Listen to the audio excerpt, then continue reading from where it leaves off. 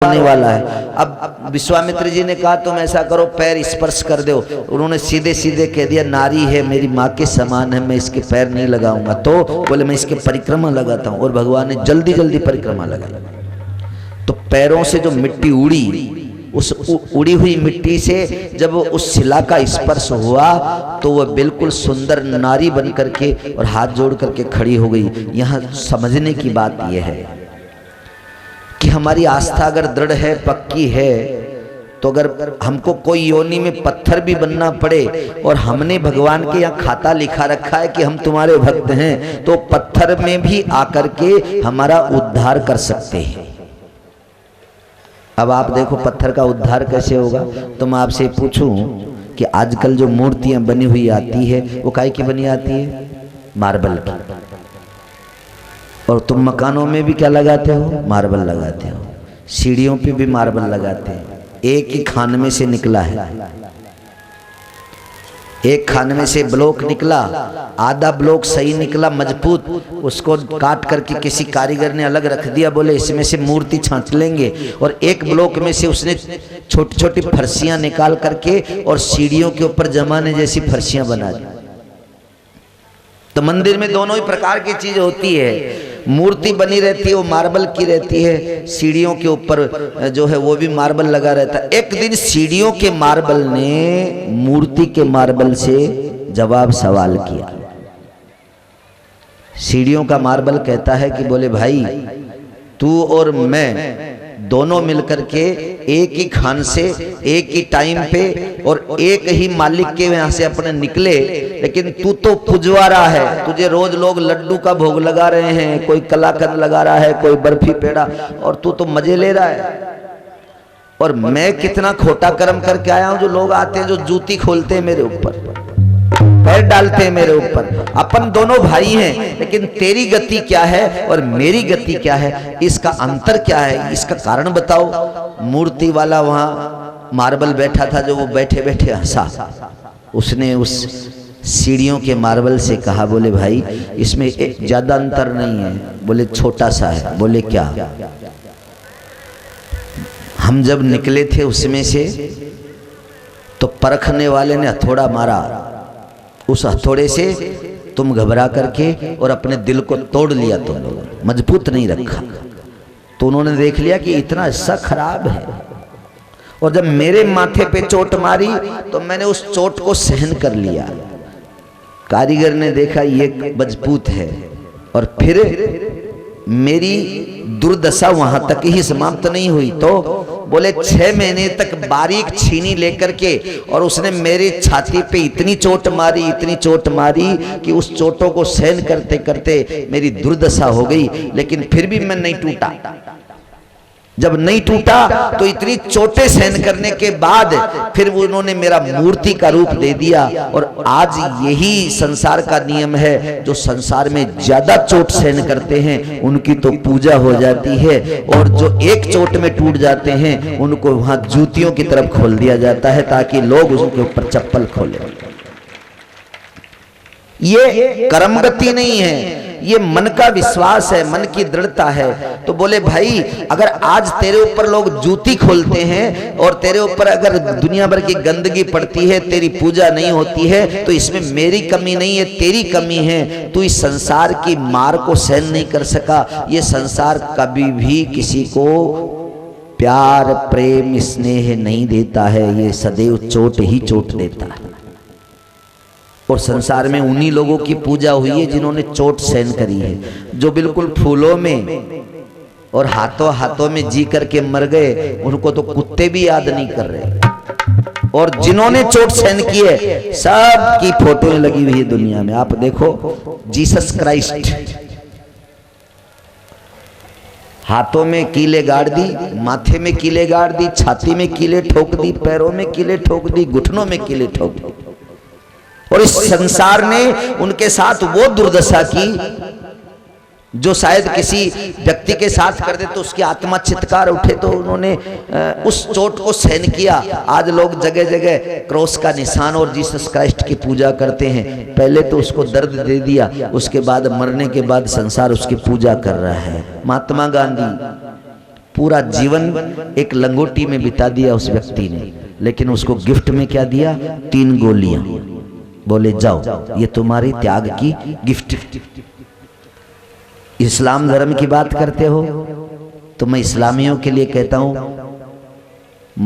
रसूलुल्लाह मोहम्मद साहब खूब उनके धर्म का प्रचार किया, लेकिन उनके धर्म के विरोधियों ने भी, जो इस धर्म को नहीं मान रहे थे, उन्होंने इस धर्म को मानने के पहले कहा कि हम तो तब मानेंगे इसको, खुदा का पैगंबर, ऊपर वाले का चिन्ह, इसको तब मानेंगे जब ये रेगिस्तान में, कौन से, अफ्रीका में सहारा का मरुस्थल होता है। राजस्थान, भारत में थार का मरुस्थल प्रसिद्ध है, अफ्रीका में सहारा का मरुस्थल प्रसिद्ध है, उधर ही मक्का मदीना का रास्ता होता है। तो बोले उस रास्ते में ज्येष्ठ मई जून के महीने में ये नंगे पैर उस पे से चल करके चला जाए, तब जाकर के हम इसको मानेंगे। सज्जनों, मोहम्मद साहब को उस गर्म रेत में नंगे पैर चल करके और अपने तत्व के शरीर को खत्म करना पड़ा। दुनिया ने ये गिफ्ट दिया। आज क्या है, सब लोगों के धर्म का उन्माद है। उन्माद, उन्माद का नाम जानते हो ना? उन्माद की, अब ये तो हिंदी शब्द है, इसका और हिंदी क्या करें, मैं इसको प्रयोग में समझाता हूं। उन्माद क्या होता है? बोले हम वैष्णव हैं, रामायण को मानते हैं, भागवत को मानते हैं, गीता को मानते हैं, लेकिन उसमें जो कहा है वो नहीं मानते। हम कुरान को तो मानते हैं, अल्लाह को तो मानते हैं, लेकिन कुरान में क्या लिखा है वो नहीं मानते। हम बाइबल को तो मानते हैं, लेकिन बाइबल क्या कह रही है ये नहीं मानते। दैट्स कॉल्ड, इसको कहते हैं धार्मिक उन्माद। और ये उन्माद आज पूरे विश्व में फैला हुआ है। सब लोग धर्म के नाम पे लड़ जाएंगे, लेकिन धर्म क्या कह रहा है इस बात को हर कोई पकड़ने की चेष्टा नहीं करता है। ये बहुत बड़ा उन्माद है संसार इस देश में। अब आप देखो, उन्होंने चोट सहन की, मीरा ने इसको इस रास्ते पे पैर रखा तो जहर पीना पड़ा, जहरीले जानवरों का हार पहनना पड़ा, क्या क्या नहीं किया इस दुनिया ने। ये सब कुछ कर देती है, लेकिन इसके बाद जो चोट सहन कर लेता है, फिर यही दुनिया उठा करके और उसकी पूजा शुरू कर देती है उसको मरने के बाद। लेकिन जीते जी उसको सुख से नहीं जीने देती है, मरने के बाद ही। और मुझे तो ऐसा लगता है शायद इसी सिद्धांत के ऊपर भारत में एक गिफ्ट दिया जाता है, वो मरने के बाद ही दिया जाता है, जिसको कहते हैं परमवीर चक्र। साला जीते जी गोलियां खाते मर जाए, उसको नहीं दिया जाएगा। वो मर करके जब चला जाएगा तब कहेंगे परमवीर चक्र। 4 जने पकड़ के ले जाएंगे, बोलिए ये क्या है, बोलिए परमवीर चक्र है। अरे तो जीते जी दे देते, उसको नहीं दिया जाता है, ये मरने के बाद ही दिया जाता है। ये परंपरा है यहाँ। बोले भक्त वत्सल भगवान की। तो देश की संस्कृति हो, चाहे हमारे मन की मानसिकता, कहने का मतलब है कि संसार में कष्टों से, दुखों से अगर आदमी डर करके घबरा जाता है और अपने आंतरिक स्नेह को जो परमात्मा के साथ लगा हुआ है अगर उसको कट कर देता है, तो फिर इस दुनिया में वो सीढ़ियों का पत्थर बनता है। लोग उस पर जूती खोलते हैं, जब तक वो रहेगा, जब तक उसकी यही दुर्दशा रहेगी।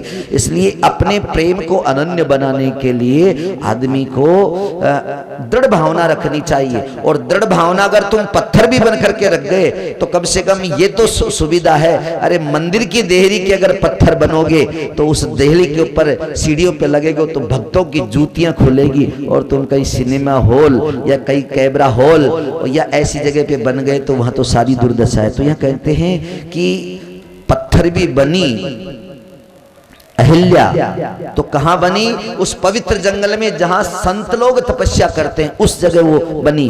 उसको पता था कि इधर संत रहते हैं तो कदाचित कोई संत की मेरे ऊपर कृपा हो जाए, या कभी संत से मिलने के लिए परमात्मा आए तो मेरा उद्धार कर देंगे। आज भगवान जब चारों तरफ घूमे तो उस पैरों की धूल से वो नारी बनी, और नारी बनते ही उसने दोनों हाथ जोड़ करके और भगवान की प्रार्थना करना शुरू कर दिया।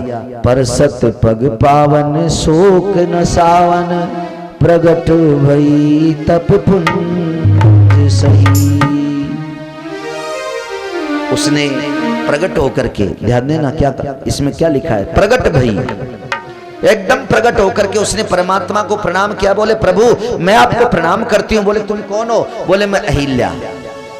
गोतम नारी श्राप बस उपल देह दरिधी, और चरण कमल रज चाहती, कृपा करो रघुवीर। प्रभु आपने मेरे ऊपर कृपा की है। भगवान कहने लगे, बोले अम्मा जो कुछ वरदान चाहे वो मांग ले। उन्होंने कहा, बोले प्रभु क्या मांगो? बोले मेरा बैकुंठ, बैकुंठ दे दूं तुझे? बोले नहीं। देखना स्त्रियों को सीखने की बात, इतना अत्याचार पति ने कर दिया, उसके बाद भी जानते हो वो क्या बोल रही है? उसकी एक एक बोली बड़ी कीमती है। उसने कहा, बोले महाराज मुझे और कुछ नहीं चाहिए। तो बोले मुझे पति लोग, जहां मेरे पति वर्तमान में निवास कर रहे हैं, मुझे मेरे पति के पास भेज दो। क्यों? बोले बस उन्हीं के चरणों से तो आज मुझे आपके दर्शन हुए हैं। अगर मेरे पति श्राप नहीं देते और मैं पत्थर की नहीं होती तो तुझ परमात्मा का दर्शन मैं कहां से कर पाती मेरे नाथ। इसलिए मेरे को मेरे पति के पास भेज दे। बहुत बड़ी एक पोस्ट है ये महिलाओं के लिए, जगत माताओं के लिए। अगर शक्ति आप हैं तो आपके शक्ति का आधार पति होता है। बोले मुझे पतिलोक में भेज दो। और उन्होंने पतिलोक में वो बड़े प्रेम से भगवान का आशीर्वाद प्राप्त करके अपने स्वामी के लोक में उसने प्रस्थान किया। गे पतिलोक आनंद भरी, आनंद से विभोर होकर के और गई। आनंद इसलिए क्योंकि सामने परमानंद खड़ा है। जो आनंद सिंधु सुख राशि, सी करते त्रिलोक सुपासी। राम जी के लिए क्या कहा है? आनंद के सिंधु, आनंद के समुद्र है। जब आनंद का समुद्र सामने खड़ा है तो वो भी गे पतिलोक आनंद भरी, क्योंकि उसको पता था मेरे पति भले ही मुझको उन्होंने श्राप दे दिया लेकिन वो सुखी नहीं है, प्रसन्नता में नहीं है, आनंद उनके पास नहीं है। इसलिए अब मैं जा रही हूं तो कुछ गिफ्ट ले जाऊं, साथ में आनंद लेकर के जाऊं और परमात्मा के दर्शन का आनंद लेकर के, और वह उड़ करके सीधे अपने पतिलोक को चलेगी। थोड़ा भगवान आगे बढ़े और आगे बढ़ करके उन्होंने कहा, बोले प्रभु अब मुझे बताओ ये सामने बह रही है ये क्या है? बोले गंगा है। अब बताओ जिसके पैरों से गंगा निकली वो पूछ रहे हैं, पूछे ही मनुज की नाई, मनुष्यों की तरह पूछ रहे हैं। बोले ये गंगा है? तो बोले ये गंगा यहाँ क्यों बह रही है, कैसे आई? तो उन्होंने गुरुजी ने सारी कथा सुनाई। बोले ऐसे ऐसे भगवान के पैरों से निकली और ऐसी है। तो सारी कथाएं उनको सुना दिया उन्होंने। और उस गंगा की कथा को सुनकर के भगवान अपने गुरुजी के साथ में धीरे धीरे आगे बढ़ रहे हैं। कहाँ? बोले जनक जी की नगरी की तरफ। अब एक सबसे बड़ी समस्या वहां यह है कि जनक जी ने उन लोगों को रहने के लिए जो मकान था ना वो बनाया नगर से बाहर। और एक सूचना और है, आप लोग कहते हो ना कि आजकल हम मकान बनाते हैं उसमें एसी लगाते हैं। उस एसी का क्या काम है? उस एसी का काम यही है कि आपको ठंडियों में तो गर्मी दे और गर्मियों में ठंडी दे, ये काम है। यानी मौसम के प्रतिकूल वो चले। लेकिन यहाँ जो जनक जी ने मकान बनाया या भवन बनाया जिसमें विश्वामित्र जी को ठहराना था, आप देखना यहाँ एक समझने की बात, अपने रहने की व्यवस्था चाहे जैसी हो लेकिन संत अगर पावना आ जाएं तो उनके लिए रहने की व्यवस्थाएं किस प्रकार होनी चाहिए, ये इस प्रसंग से समझने को। बोले सबई सुखद सब काला, सबको सुखी और सभी समय में उनको अनुकूल रहे, किसी भी मौसम में उनको प्रतिकूल नहीं पड़े वो आवास। इसलिए उन्होंने उस आवास के लिए अच्छा बना करके और उन्होंने वहां रख दिया। अब बड़े प्रेम से विश्वामित्र जी वहां हैं, लक्ष्मण जी वहां हैं, राम जी वहां हैं। अब एक यहाँ समस्या हुई, उनके जो मंत्री थे उन्होंने जाकर के एक सूचना दी जनक जी से। बोले महाराज अपने यहाँ नगर में विश्वामित्र जी और उनके साथ में 2 राजकुमार आए हैं, आपकी कृपा, आप कृपा करके और उनके दर्शन के, उनके स्वागत के लिए चलो। तो जिसके यहाँ मेहमान आते हैं ना, अपन लोग अगवानी करते हैं, सभी मेहमानों की नहीं, जो विशेष खास मेहमान होता है उसकी इंतजार रहती है, और वो जब आता है तब हम रास्ते में ही जाकर के और उसको अपन लिवा लेते हैं, ऐसा उसकी व्यवस्था होती है। तो हमारे जनक जी महाराज बहुत से परिकरों को और उनकी पत्नी को और इन सबको साथ में उन्होंने लिया। देखो यहाँ सीखने की बात क्या है, सीखने की बात यह है कि संत दर्शन के लिए अगर जाएं तो इसमें क्या है, एक शास्त्र का सिद्धांत है, संत मिलन को चालिए। आप संत से मिलने जाइए, कोई ना नहीं है, 24 घंटा द्वार खुला रहता है संतों का। तो बोले जब आप उनके लिए जाने का, उनसे मिलने का मन बनाएंगे, तब अपने जीवन में क्या लाभ मिलेगा। बोले संत मिलन को चालिए तज माया अभिमान, और ज्यों ज्यों पग आगे धरे त्यों त्यों यज्ञ समान। एक एक यज्ञ के बराबर उसका पुण्य होता है। आज महात्मा ने, उन्होंने कहा, बोले महाराज आप चलो, तो उन्होंने कहा मैं संत से मिलने जा रहा हूं, इसलिए आज रथ में बैठ करके नहीं जाऊंगा। ये एक सिद्धांत नियम है, संत से मिलने जाओ, मान लो दूर है तो साधन से चले जाओ, लेकिन जिन संत से तुम मिलने जा रहे हो उनके सामने तुम साधन से उतरो मत, या उसके सामने साधन से बैठ करके मत जाओ। क्योंकि और यहाँ तक संतों के लिए नहीं, ये बात तो पिता के लिए भी है। अगर तुम्हारे पास मोटरसाइकिल है और पिता अगर तुमको दिखाई दिए तो 1 मिनट या तो उनकी नजर से बचो, और या फिर उनके सामने से गाड़ी से उतर जाओ। क्योंकि वाहन पे अपने से बुजुर्गों के सामने कभी नहीं बैठना चाहिए। हाँ, कहीं जा रहे हैं साथ में मिलकर के, तो वो क्या है, वो संगति दोष नहीं लगता है, फिर उसमें सब मिलकर के साथ में जा सकते हैं। लेकिन तुम्हारा पर्सनल वाहन है तो वो संतों के, महापुरुषों के, पिता के, दादाजी के, इनके सामने उस साधन में नहीं होना चाहिए। तो आप देखते हैं आज भी तुम्हारे में ये नियम नहीं है। मैं देखता हूँ इधर टोंक जिले में कहीं कहीं बाहर गांव में जाते हैं, तो जैसे वहाँ जाटों के और भी अन्य जो किसान वर्ग की जातियां हैं, उनमें हम देखते हैं कि पति पत्नी अगर वो कहीं जाना हो बालपुरा इत्यादि, तो पतिदेव मोटरसाइकिल लेकर के थोड़ा बाहर निकल जाएगा, और वो घर से दरवाजे से पैदल जा करके थोड़ा जहां मकान की आड़ आ जाएगी ना, वहां जा करके वो फिर मोटरसाइकिल पे बैठती। सास ससुर के सामने भी मोटरसाइकिल पे नहीं बैठती, ऐसी परंपरा है। बाद में मुझे पता चला कि ये क्यों है, तो ये हमारे इस संस्कृति में ऐसा लिखा है। तो आज पैदल जाने की बात है, पैदल जा रहे हैं, और महाराजा जनक वहां पैदल पहुंच करके उन्होंने जो ही उनके भवन में प्रवेश किया, आहा, गुरु के दर्शन करने के पश्चात जब उनकी दृष्टि राम जी की तरफ मुड़ी, तो राम जी की तरफ मुड़ते ही जनक जी की क्या दशा हुई वो देखने लायक है। उनकी दशा ये हुई, अब पहले तो जनक जी के बारे में समझ लो। जनक जी कभी किसी मूर्ति पूजा में विश्वास नहीं करते थे, एक कारण, किसी के रूप पे कभी आज तक मोहित नहीं हुए, ये 2 चीज, दूसरी विशेषता। और तीसरी विशेषता उनमें क्या है कि वो कभी भी इस संसार के किसी भी रूप, बालक और किसी सुंदरता के ऊपर वो मोहित नहीं हुए। ऐसा सृष्टि के साथ भी नियम लगा। तो बोले सृष्टि, प्रकृति, पुरुष और पुरुष प्रधान जो भी व्यवस्थाएं हैं, इन तीनों चीजों पे कभी मोहित नहीं हुए। लेकिन अब क्या चक्कर पड़ा, राम जी को उन्होंने देखा और देखते ही उनकी समाधि लग गई, रूप समाधि। एक टक देखते रहे, देखते रहे, देखते रहे, मन नहीं भरा। बार बार वो नजर हटाने की कोशिश करते हैं, लेकिन उनकी नजरों को जैसे किसी ने बांध दिया हो, ऐसी हालत जनक जी की हो गई। ये आंखें जो पलक गिरती है, वो पलक गिरना भी बंद हो गया।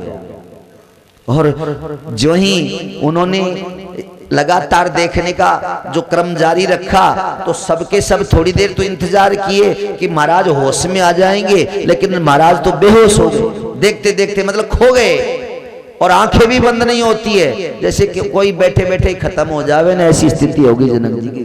आंखें भी नहीं गिरे। अब सबकी चिंता होगी, बोली ये क्या हुआ। और जो ही उनको पकड़ करके हिलाया, तब उनकी समाधि टूटी। और उन्होंने ऐसे माथा पकड़ करके और विश्वामित्र जी के चरणों में पैर माथा टिका करके रोने लगे, आंखों से आंसू गिरने लगे। उन्होंने कहा, बोले महाराज ये सब कुछ हो रहा है जो तो ठीक है, लेकिन मुझे एक बात का डर लग रहा है। क्या? बोले मेरी साधना थी निर्गुण की, वेदांत की साधना थी, दर्शन की साधना थी। मैंने प्रत्यक्ष में दर्शन की इच्छा नहीं रखी, मानसिक दर्शन करता था, लेकिन आज इस बालक को देख करके और मेरा मन हमेशा की तरह जैसे कोई जीवन भर देखता ही रहूं, ऐसा इसकी तरफ मन लग गया। सहज विराग रूप मन मोरा और थकित होत जिमि चंद्र चकोरा। महाराज चकोर तो फिर भी देखते देखते थक जाए, लेकिन मेरी आंखें इस बालक को देखते नहीं थकती है। क्या मेरी साधना गड़बड़ हो गई? क्या मैं निर्गुण का उपासक नहीं रहा? विश्वामित्र जी ने उसके कंधे पे हाथ रखा और कहा, बोले जनक जिसको तू देख रहा है उसको तू जानता नहीं, ये कौन है?